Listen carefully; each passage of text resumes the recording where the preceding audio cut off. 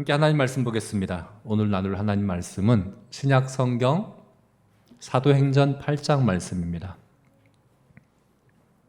신약 성경 사도행전 8장 26절에서 40절까지 말씀 교독하겠습니다.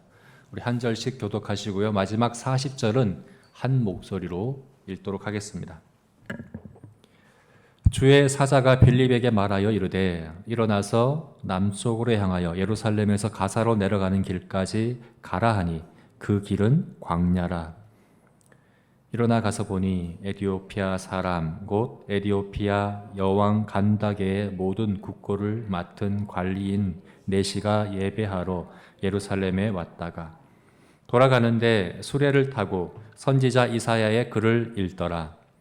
성령이 빌립더러 이르시되 이 수레로 가까이 나아가라 하시거늘 빌립이 달려가서 선지자 이사야의 글 읽는 것을 듣고 말하되 읽는 것을 깨닫느냐 대답하되 지도해 주는 사람이 없으니 어찌 깨달을 수 있느냐 하고 빌립을 청하여 수레에 올라 같이 앉으라 하니라. 읽는 성경 구절은 이것이니 일러스되 그가 도살자에게로 가는 양과 같이 끌려갔고 털 깎는 자 앞에 있는 어린 양이 조용함과 같이 그의 입을 열지 아니하였도다. 그가 굴욕을 당하였을 때 공정한 재판도 받지 못하였으니 누가 그의 세대를 말하리요. 그의 생명이 땅에서 빼앗김이로다 하였거늘 그 내시가 빌립에게 말하되 청컨대 내가 묻노니 선지자가 이 말한 것이 누구를 가리킴이냐 자기를 가리킴이냐 타인을 가리킴이냐. 빌립이 입을 열어 그 예수를 가르쳐 복음을 전하니 길 가다가 물 있는 곳에 이르러 그 내시가 말하되 보라 물이 있으니 내가 세례 받음에 무슨 거리낌이 있느냐. 이에 명하여 수레를 멈추고 빌립과 내시가 둘 다 물에 내려가 빌립이 세례를 베풀고 둘이 물에서 올라올새 주의 영이 빌립을 이끌어 간지라. 내시는 기쁘게 길을 가므로 그를 다시 보지 못하니라. 빌립은 아소도에 나타나 여러 성을 지나 다니며 복음을 전하고 가이사라에 이르니라. 아멘. 네, 우리가 지난 4주 동안 유시태 교리문답 31문부터 34문까지의 내용을 통해 믿음은 무엇인가에 대해서 나누었습니다. 믿음은 무엇인가? 여러분 우리가 나눈 믿음은 무엇인가에 대한 이 내용이 정말 중요합니다. 믿음은 세 가지로 정의해 주었죠. 믿음은 인정하는 것이고 받아들이는 것이고 의지하는 것이다 하는 이 믿음에 대한 이 세 가지 정의가 우리 기독교 신앙의 특별함, 우리 기독교 신앙이 차별성, 다른 종교, 다른 신앙, 다른 인간의 철학, 사람이 만든 거짓된 그 모든 것과 다른 점, 차별되는 점이 무엇인가? 뭘까요, 여러분? 기독교는 하나의 종교가 아니죠. 기독교는 진리입니다. 그렇다면 다른 모든 종교와 다른 모든 철학과 다른 인간이 만든 모든 것과 뭐가 다르냐? 이렇게 세 가지로 대답할 수 있다는 겁니다. 기독교 신앙은 믿음은 인정하는 것이고 받아들이는 것이고 의지하는 것입니다. 인정하는 것이란 무엇입니까? 기독교 신앙이 믿음이 인정하는 것이다 하는 것은 하나님이 계시해 주신 성경의 말씀, 하나님의 말씀을 진리로 인정하는 것, 고백하는 것, 시인하는 것이 바로 기독교 신앙이다, 믿음이다 라고 얘기하는 거죠. 여러분 이것은 다른 모든 종교와의 차별성입니다. 다른 모든 종교는 이렇지 않습니다. 다른 모든 종교에서의 진리란 계시로 얻는 게 아닙니다. 내가 돌을 닦고 참선을 하고 명상을 하고 모든 덕을 쌓고 내가 노력해서 발견하고 깨닫는 것이죠. 다른 모든 종교에서는 그렇습니다. 그러나 기독교는 계시의 종교입니다. 우리가 진리를 아는 유일한 길은 하나님께서 초월자이신 하나님께서 우리의 계시해 주신 만큼 그리고 계시해 주신 것만 알 수 있다 하는 것이 기독교 신앙의 차별성입니다. 그런데 여러분 조금만 생각해 봐도 뭐가 참인지 분명 알 수 있습니다. 여러분, 인간을 만드신 신 하나님은 초월적인 존재일 수밖에 없습니다. 우리에게서. 그래서 내가 인간이 스스로 깨달아 노력해서 알 수 있다고 한다면, 그 신을, 진리를 알 수 있다고 한다면 그것은 인간이 만들어낸 거짓 신일 수밖에 없는 것이죠. 여러분, 저는 가끔 그런 경우를 봅니다. 이해가 되지 않아서 못 믿겠어요. 이해가 돼야 믿겠는데 도무지 이해가 되지 않습니다. 그래서 나는 못 믿겠습니다. 이렇게 이야기하는 경우를 봅니다. 그러나 여러분, 기독교 신앙은 이해되어서 믿는 게 아닙니다. 근본적으로 기독교 신앙은 이해하는 것이 아니라 인정하는 것입니다. 물론 여러분, 우리가 믿음에 있어서 우리의 이성을 사용하여 더 이해하고자 하고, 또 잘 모르는 것에 대해서 좀 의심하고, 그래서 더 노력하고 연구하고, 물론 필요합니다. 그러나 성경에는 인간의 이성으로는 이해할 수 없는, 깨달을 수 없는 신비들이 많이 있습니다. 제 경험상 이해해서 믿는 것이 아니라 오히려 믿을 때 이해되는 것이 더 많습니다. 그래서 오히려 이해하지 못했기 때문에 믿습니다 라고 고백하는 것이죠. 내가 다 이해할 수 있다면 그것은 인간이 만들어낸 것이고, 인간과 같은 수준의 신이고, 인간 수준의 그런 진리라고 한다면 그것을 믿을 이유가 없다는 거죠. 오히려 성경에서 신비로, 우리의 이성으로는 도무지 이해할 수 없는 삼위일체와 그리스도의 양성, 신성과 인성의, 또 우리의 구원의 이 모든 이해할 수 없는 하나님의 주권과 인간의 자유의지와 모든 이런 것들이 오히려 하나님을 예배하고 하나님 앞에 엎드려서 믿을 수 있는 근거가 되게 하는, 이것이 바로 기독교 신앙이다라고 하는 거죠. 기독교 신앙은 이해하는 것에서 출발하는 것이 아니라 인정하는 것에서 출발한다. 이것이 바로 기독교 신앙, 우리가 얘기하는 믿음의 차별성이다라는 거죠. 두 번째로는 믿음은 무엇입니까? 받아들이는 것입니다. 여러분, 이것도 다른 종교와의 차별성을 보여줍니다. 여러분, 다른 종교에서 구원은 다 자력 구원입니다. 다시 말해서 내가 노력해서 얻는 겁니다. 내가 착하게 살고, 내가 모든 덕을 쌓고, 내가 노력해서, 내가 애써서 구원을 이뤄내는 것, 이게 모든 다른 종교의 가르침입니다. 불교가 그렇고, 이슬람교가 그렇고, 천주교마저도 그렇습니다. 여러분, 요즘 이제 아프간의 탈레반으로 인해서 이슬람교가 많이 이제 떠들썩하죠. 이슬람교의 교리가 뭡니까? 이슬람교 무슬림들은 정말 열심히 있어요. 그죠? 그 샤리아법이라고 하는 이슬람 율법에 어긋나는 이 교도들은 죽이는 데 있어서 주저하지 않습니다. 쉽게 죽입니다. 그뿐만 아닙니다.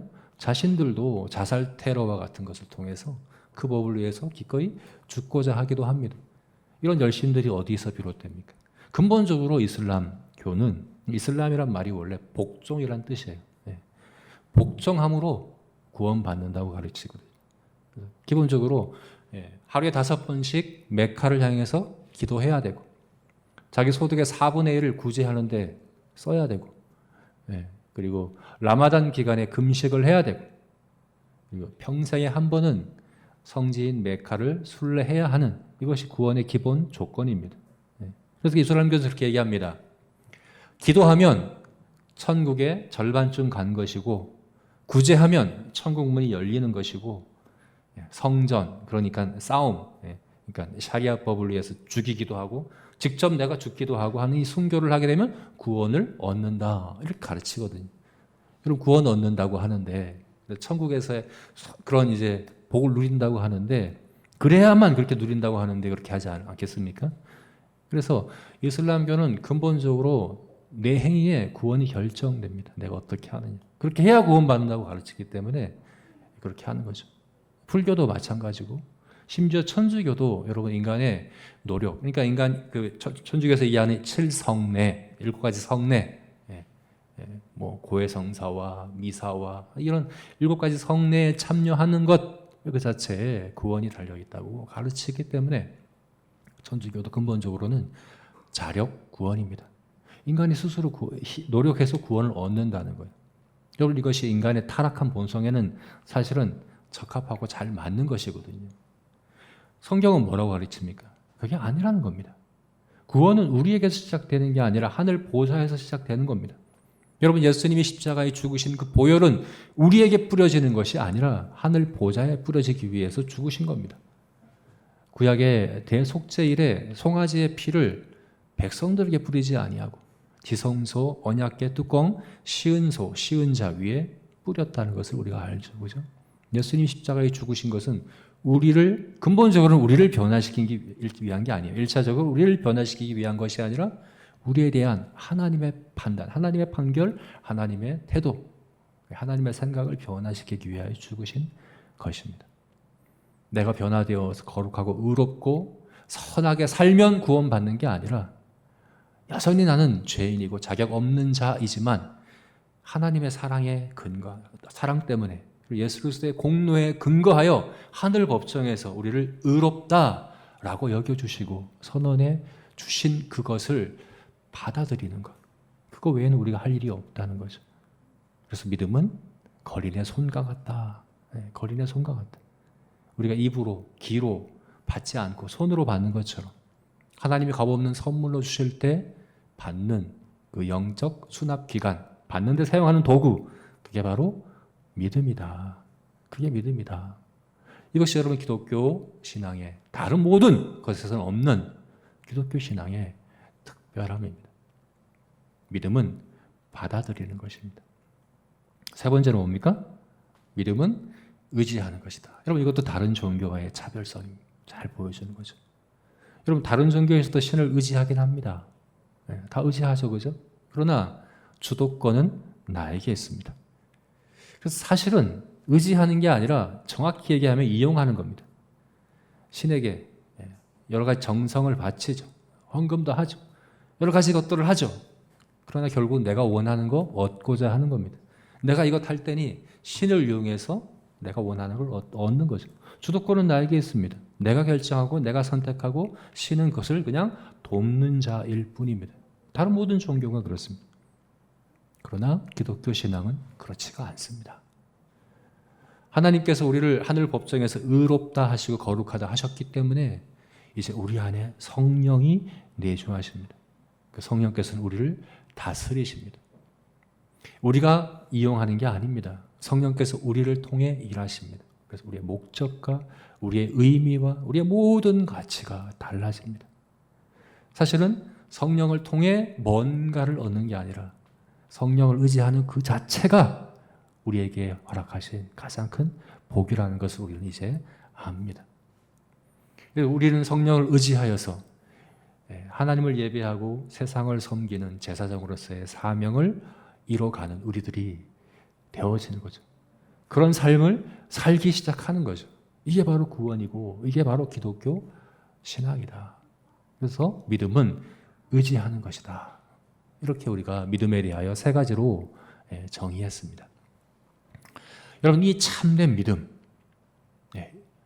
다른 종교와 다른 인간의 철학과 다른 어디에서도 찾아볼 수 없는 참된 믿음의 세 가지 특징. 인정하는 것, 받아들이는 것, 의지하는 것. 여러분, 이 참된 믿음이 우리에게 있고 지금 우리가 예배에 앉아 있는 것은 바로 이 믿음으로 앉아 있는 것이라고 믿습니다. 그런데 여러분, 믿음과 관련하여 우리가 질문해 봐야 될 중요한 질문들이 많이 있고 그 중에서 정말 질문해야 될 한 가지 중요한 질문이 남아 있습니다. 그게 바로 오늘 다루고자 하는 35문. 믿음에 대해서는 오늘이 마지막입니다. 유시대 교리문답이 3부로 구성되어 있는데 2부의 오늘 마지막 질문 35문. 뭡니까? 믿음은 어디에서 오는 겁니까? 내가 참된 믿음을 가졌고 또 가져야 하고 또 그 참된 믿음이 점점 온전해지고 자라가고 커져야 하는데 그것은 어떻게 가능합니까? 하는 겁니다. 그게 참된 믿음이라는 걸 알겠는데 그 믿음은 어떻게 얻느냐 하는 겁니다. 내가 또 우리 아이들이 우리 주변의 이웃들이 참된 믿음에 이르는 길은 무엇입니까? 하는 이 질문을 우리가 물어야 하는 거죠. 단지 참된 믿음이 뭔지 아는 것에 그쳐서는 아니라 그게 내 믿음이 되기 위하여 정말 우리 그 믿음을 갖기 위하여 그 믿음 안에서 자라가기 위하여 질문해야 되는 거.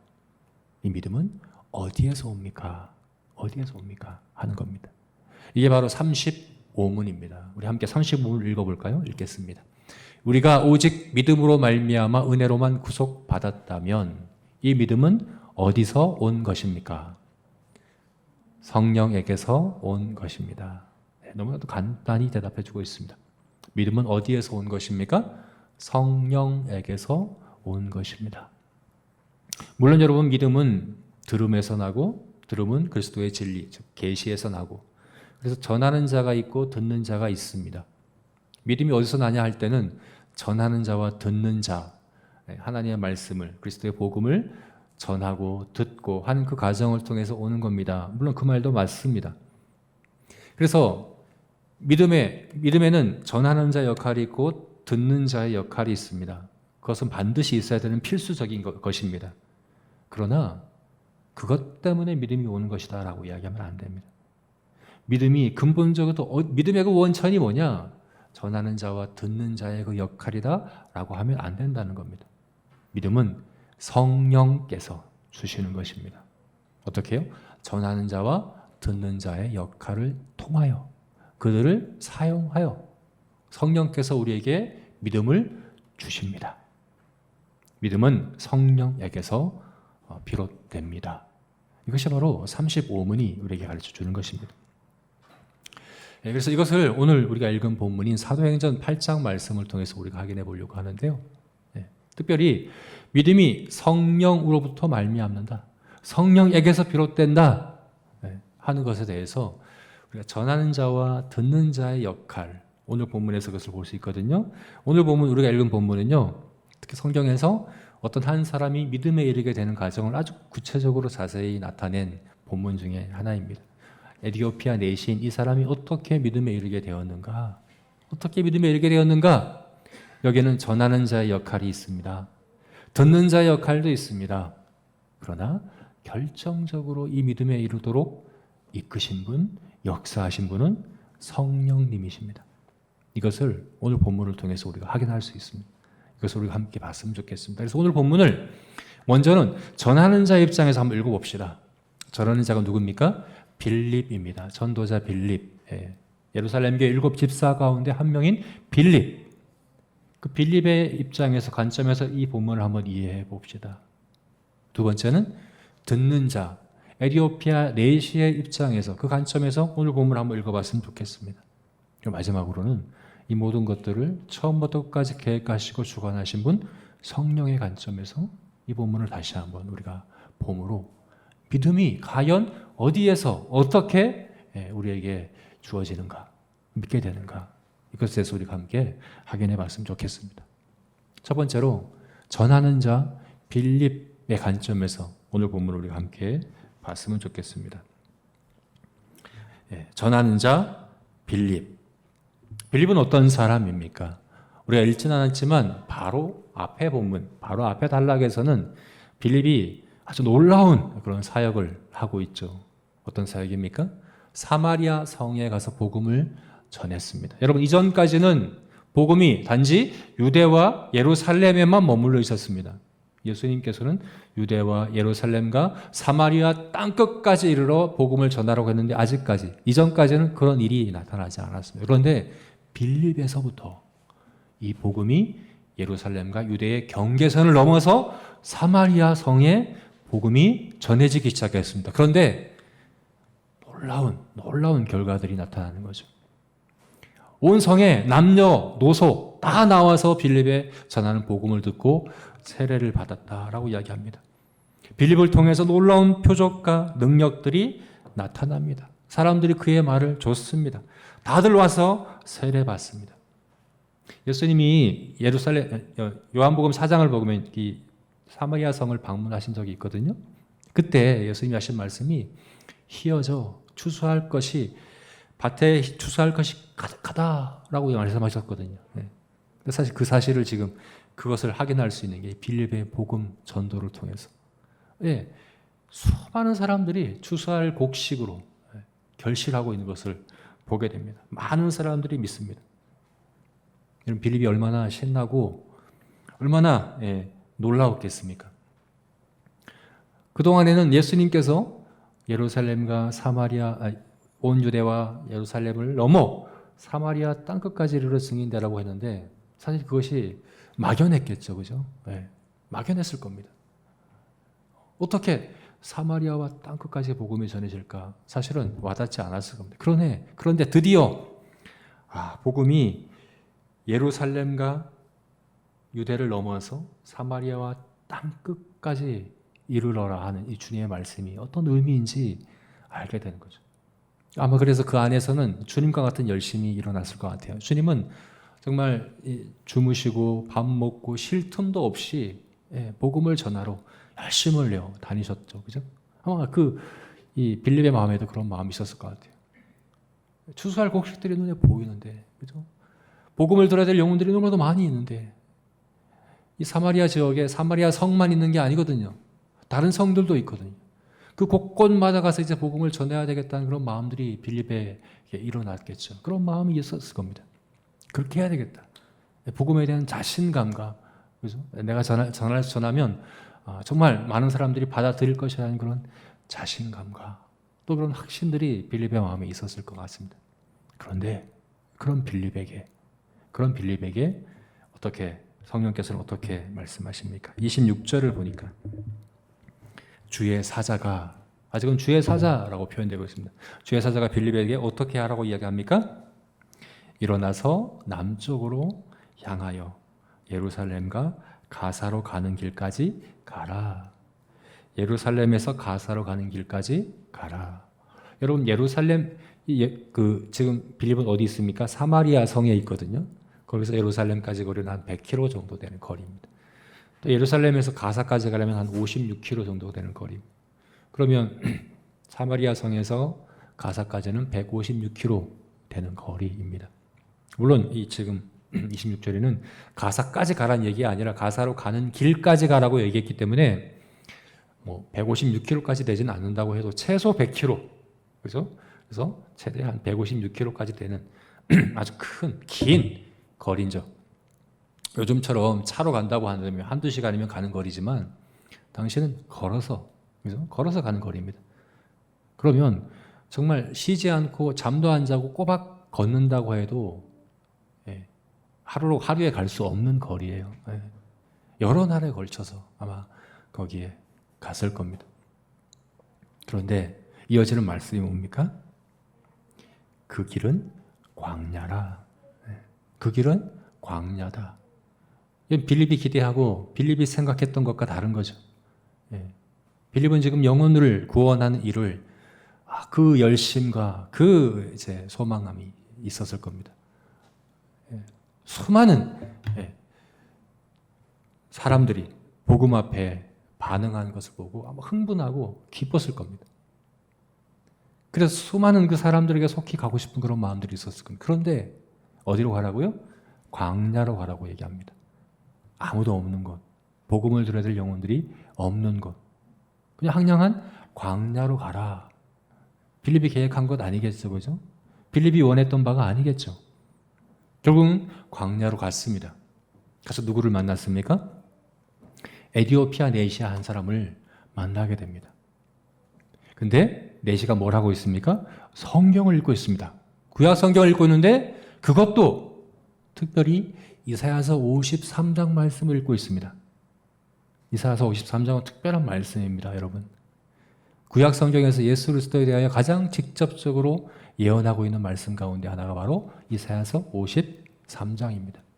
그래서 아마도 빌립이 누구에게인가 복음을 전한다고 한다면, 구약 성경을 가지고 예수 그리스도의 주되심을 전한다고 한다면 아마 바로 여기서부터 시작했을 것이라고 기대할 수 있겠죠. 그죠? 예수 그리스도를 전하기 가장 적합한 말씀, 그 말씀을 에디오피아 네시가 읽고 있습니다. 그리고 수레로 올라오라고 초청합니다. 그리고 묻습니다. 지금 여기서 말씀하고 있는 것이 누구를 가리킴이냐? 빌립이 한 건 뭡니까? 거기서부터 예수 그리스도를 전한 것 뿐입니다. 빌립이 한 것? 사실은 빌립이 한 역할은 그냥 이미 다 차려진 밥상에, 그죠? 숟가락을 얹은 것 뿐이라고 할 수 있겠죠, 그죠? 여러분, 결국 이 에디오피아 네시는 이 복음을 듣고 세례를 받고 믿음을 고백합니다. 여러분 교회 역사를 보게 되면 2세기에 이레니우스라는 사람이 이 에티오피아 내시에 대하여 쓴 글이 있습니다. 이 사람이 고국으로 돌아가서 복음 전도자의 삶을 살았다라고 이야기를 하죠. 그리고 조금 더 지나서 초기 기독교에 3대 큰 교구가 세워지죠. 로마와 콘스탄티노플과 또 하나가 어딜까요? 알렉산드리아라고 하는 아프리카 지역입니다. 그래서 아마도 바로 이 에디오피아 내시로부터 시작된 복음이 그 아프리카 지역에 큰 교구를 형성할 만큼 큰 열매를 맺었을 것이라고 교회 역사가들은 이렇게 이야기를 하는 거죠. 이거 빌립이 계획했습니까? 빌립이 의도했습니까? 아마도 이 에티오피아 내시가 복음을 듣고 세례를 받은 이후에도 이와 같은 일은 전혀 상상도 못했을 일이라고 볼 수 있겠죠. 그죠? 내가 뜻하지도 않고 의도하지도 않고 상상도 못했던 그 일들이 지금 일어났다 하는 것입니다. 그래서 이 말씀을 통해서 전하는 자가 필요하지만, 전하는 자 역할이 반드시 필요하지만 그것은 믿음에 있어서 결정적인 게 아니다. 결정적인 게 아니다. 통로이고 수단이다 하는 것을 우리가 확인할 수 있다는 거죠. 두 번째로 이것을 듣는 자 입장에서 한번 생각해 봅시다. 에티오피아 내시가 복음을 들었습니다. 그런데 에티오피아 내시의 심정을 가장 잘 나타내주는 한마디가 오늘 본문에 있습니다. 뭡니까? 지도하는 사람이 없는데 어찌 하는 이 말이죠. 지도해 주는 사람이 없는데 어찌 내가 믿겠느냐, 내가 알겠느냐 하는 이 에티오피아 내시의 답답한 마음을 우리가 볼 수 있죠. 이 사람의 이름도 나오지 않죠. 에티오피아의 여왕인 간다게의 국고를 맡은 관리라고만 되어 있습니다. 당시 에티오피아는 왕이 있었는데 왕은 신으로 태양신의 아들로 여겨졌기 때문에 실제 세상을 다스리는 일은 관여하지 않았다고요. 그냥 신으로 숭배받고 실제로 나라를 다스리는 일은 여왕이 했다고 합니다. 그리고 아마도 여왕이기 때문에 그 주변에서 맡아서 한 관리들은 내시들이었던 것이죠. 이 사람은 국고를 맡은 그 나라의 재무장관과 같은 모든 것을 재정을 담당하는 아주 높은 그런 관리입니다. 그런데 그가 유대교가 전하는 그 하나님을 알고 믿고 하나님을 예배하고자 예루살렘에 오순절 절기에 맞춰서 찾아온 겁니다. 흑인이고, 그죠? 이방인이지만 하나님을 예배하고자 찾아온 것이죠. 그런데 그 하나님을 예배하고자 찾아와 오순절 절기를 지키고 돌아가는 그의 마음이 어땠을까? 지도해 주는 사람이 없는데 어찌? 이 말에서 우리가 충분히 짐작해 볼 수 있다는 거죠. 많은 기대를 가지고 하나님을 예배하고자 하는 그런 간사람을 가지고 찾아왔겠지만 이 사람에게 있어서 하나님의 그 은혜의 문턱은 너무나도 높았을 것 같습니다.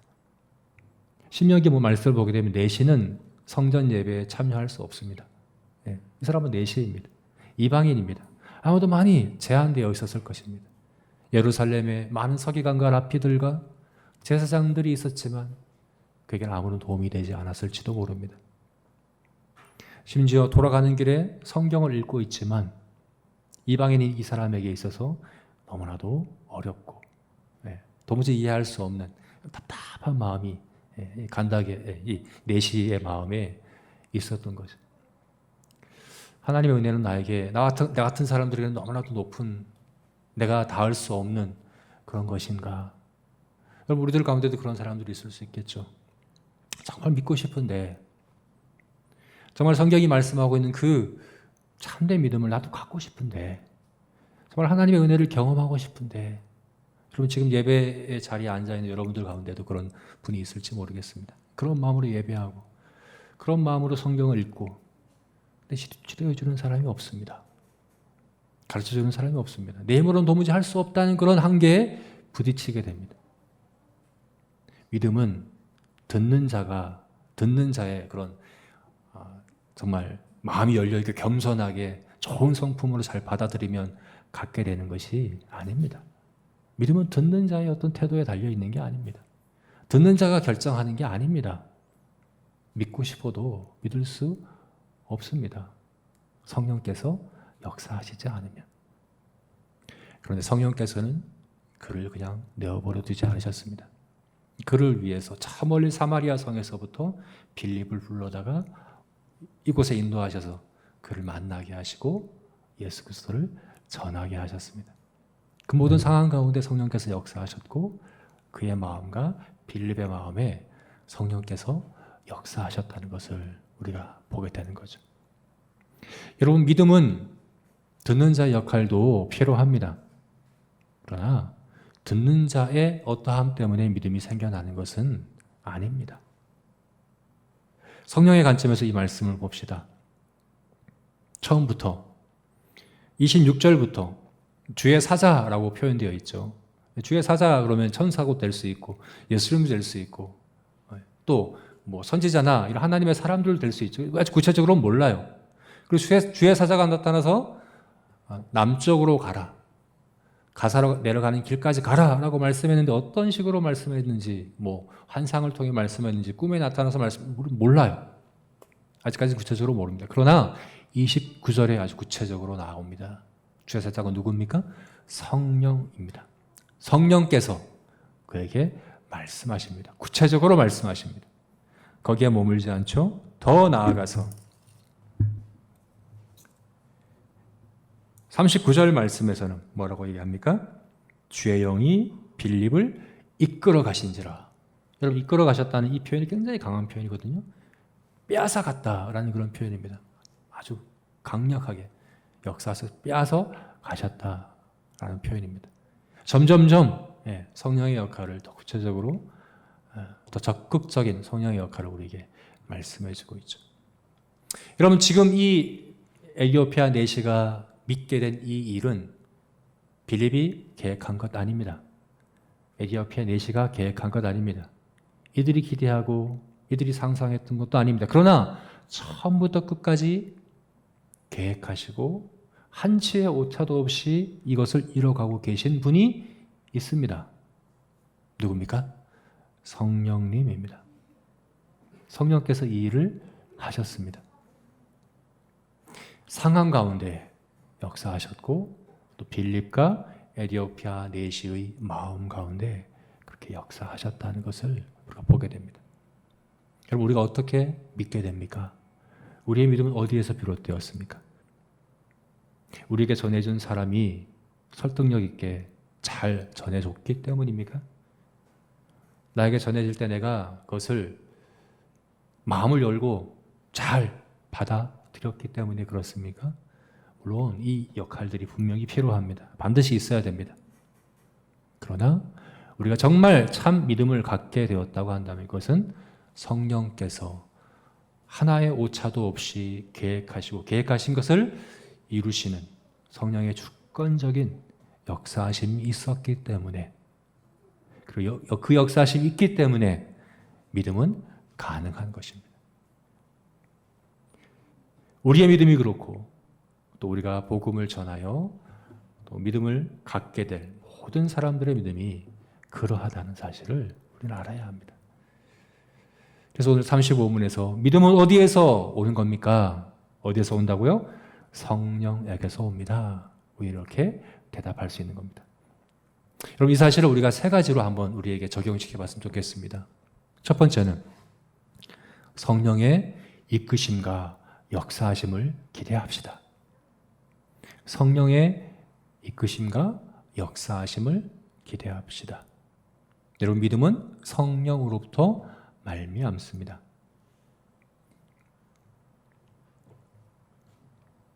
빌립처럼 성령의 이끄심을 의식하고 그 이끄심에 민감하게 반응하고 그럴 수도 있고, 에티오피아 내시처럼 성령이 이끄시는지 전혀 인식도 하지도 못하고 알지 못할 수도 있습니다.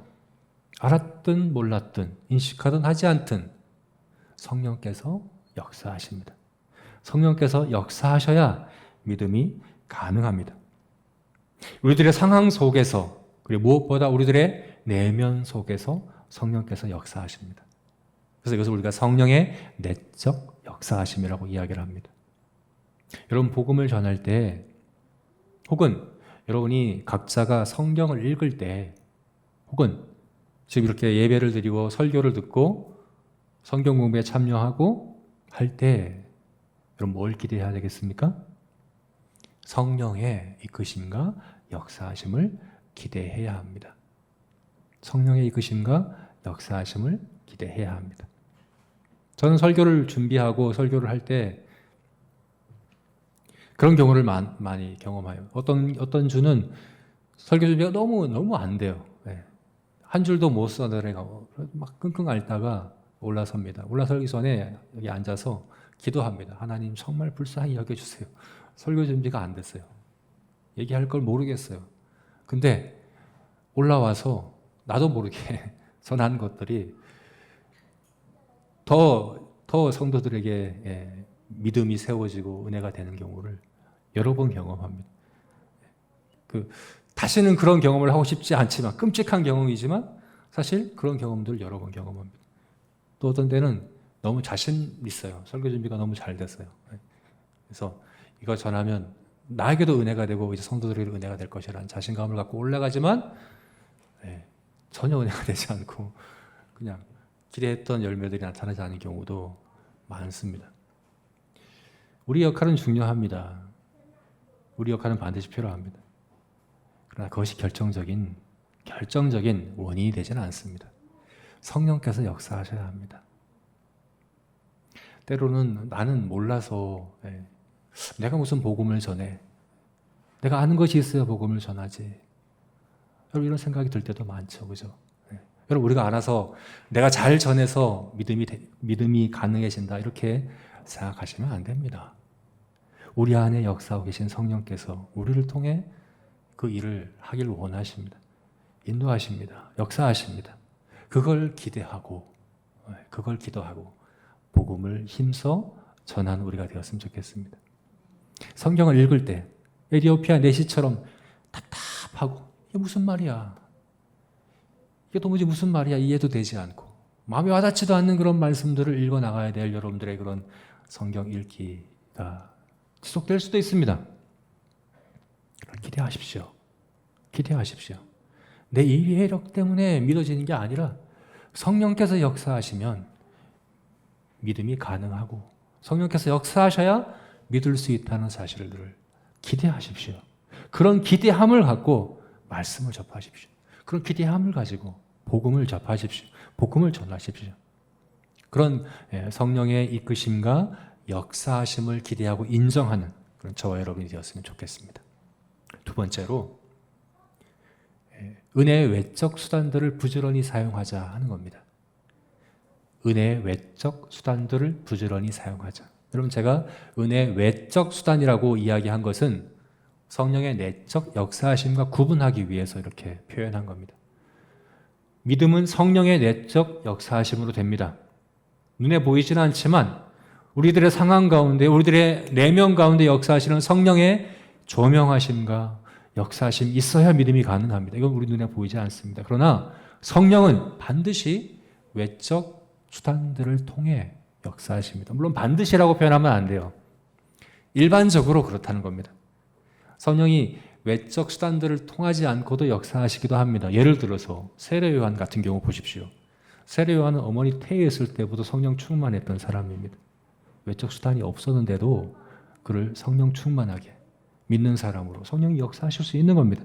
그래서 우리 개혁주의 신학의 교리에서는 두 가지 경우를 예외를 듭니다. 믿음이 외적 수단 없이 믿음이 가능한 경우 두 가지는 영아 사망자의 경우 복음을 이해할 능력이 없잖아요. 그죠?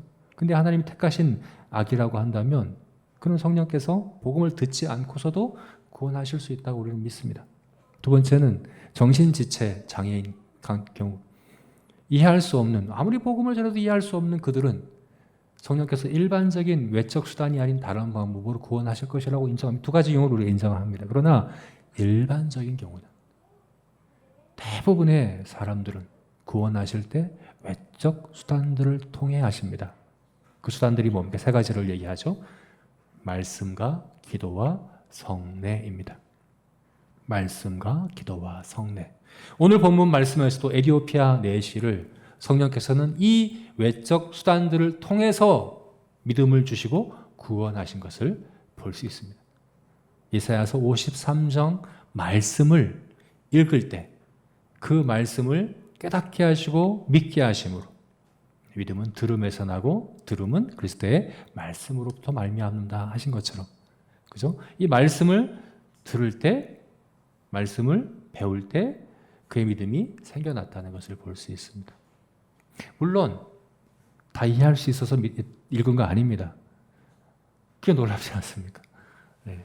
이해할 수 없어요. 이 말씀이 누구를 가리키는지 도무지 알 수가 없어요. 스스로의 힘으로는 알 수도 없어요.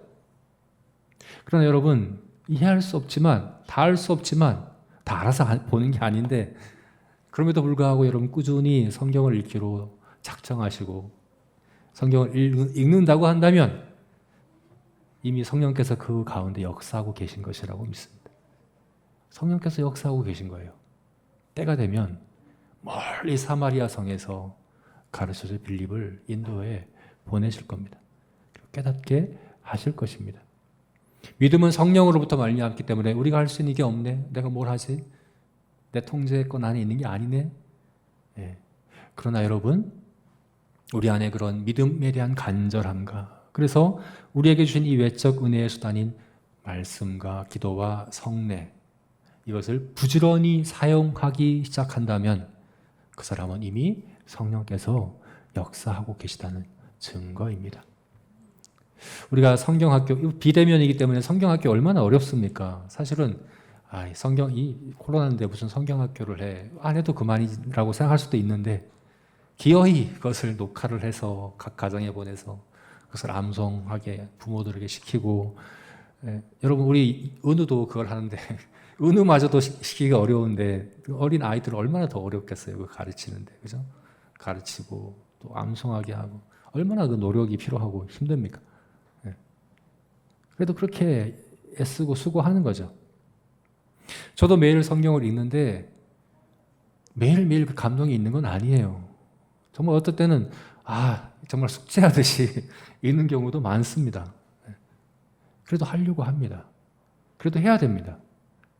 그럼 우리들의 노력이, 은혜 외적 수단들을 사용하고자 하는 그런 부지런하게 노력하는 그런 노력이 성령께서 역사하시는 수단이라는 것을 우리가 믿기 때문에 그렇습니다.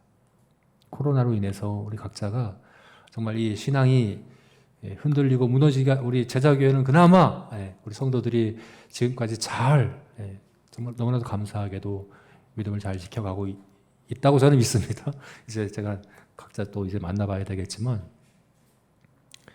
코로나를 핑계하지 마시고 말씀과 기도 가운데 이 외적 수단을 부지런히 사용하심으로 우리들의 믿음을 잘 갖고 가시는, 우리 아이들도 그렇게 우리가 인도하는 저와 여러분이 되었으면 좋겠습니다. 마지막 세 번째로 성령 충만합시다. 성령 충만해야 합니다. 여러분, 성령이 우리 안에 거하시면 충만해야 합니다. 성령은 우리 안에 거하실 때 다스리는 자로, 우리를 주관하시는 분으로 거하시지 우리의 종으로, 우리가 이용할 어떤 수단으로, 우리가 사용할 어떤 에너지와 능력으로 이렇게 거하시는 것이 아닙니다. 그래서 성도의 정상적인 상태는 빌립과 같은 상태입니다. 성령에 민감하고 성령께서 인도하시는 대로 그 먼 내 기대와 내 생각과는 전혀 다른 그 광야 길까지 순종하는 그 빌립과 같은 상태가 바로 성도의 정상적인, 즉히 정상적인 상태다. 우리가 이렇게 이해하는 겁니다. 스펄전 목사님의 일화 가운데 이런 이야기가 있습니다. 스펄전 목사님이 여러 목사님들의 모임에 참여했는데요. 어떤 한 목사님이 자랑 삼아 이런 이야기를 하는 겁니다. 우리 교회에 장로님이 있는데 예배 때 술에 취해서 왔더라. 술 냄새가 펄펄 나면서 그러면서도 예배 드리러 왔더라. 그래서 내가 7일을 했다. 징계를 내렸다는 거죠. 그 장로님에게 징계를 내렸다. 이거를 목사님들이 모임에 와서 아주 자랑 삼아 이야기를 하는 겁니다. 그래서 스펄전 목사님이 뭐라고 얘기했는지 아십니까?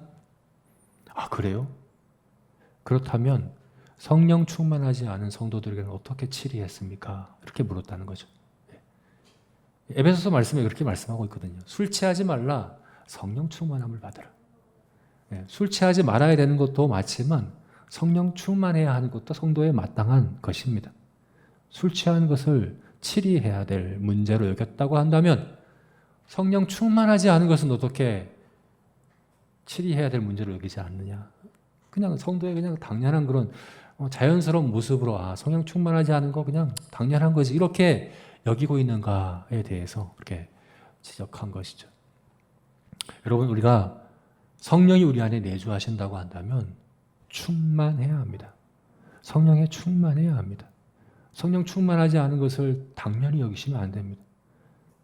정상적으로 여기시면 안 됩니다. 성령에 민감하게 순종하는 저와 여러분이 되었으면 좋겠습니다. 여러분, 빌립을 보십시오. 주어진 한 말씀에 순종하고 그 말씀에 순종하자 또 다른 말씀이 주어지고 그 말씀에 순종하자 또 다른 말씀이 주어지는 성령께서는 우리에게 한 말씀을 주심으로 순종할 것을 요구하십니다. 그리고 그 말씀에 순종하고 순종함으로 우리가 말씀이 충만한 성령이 충만한 성도가 될 수 있는 것입니다. 저와 여러분이 성령 충만하기를 구하는 저와 여러분이 되었으면 좋겠습니다. 그래서 빌립과 같이 성령의 역사하심과 주관하심을 믿고 기대하고 나의 열심과 부지런으로 그 성령의 역사하심에 사용되고 또 그럴수록 성령에 더 민감해져서 성령의 인도하심과 말씀과 초청하심에 잘 반응하여 성령 충만하게 살아가게 되는 저와 여러분이 되시기를 주님의 이름으로 축원합니다. 같이 기도하겠습니다.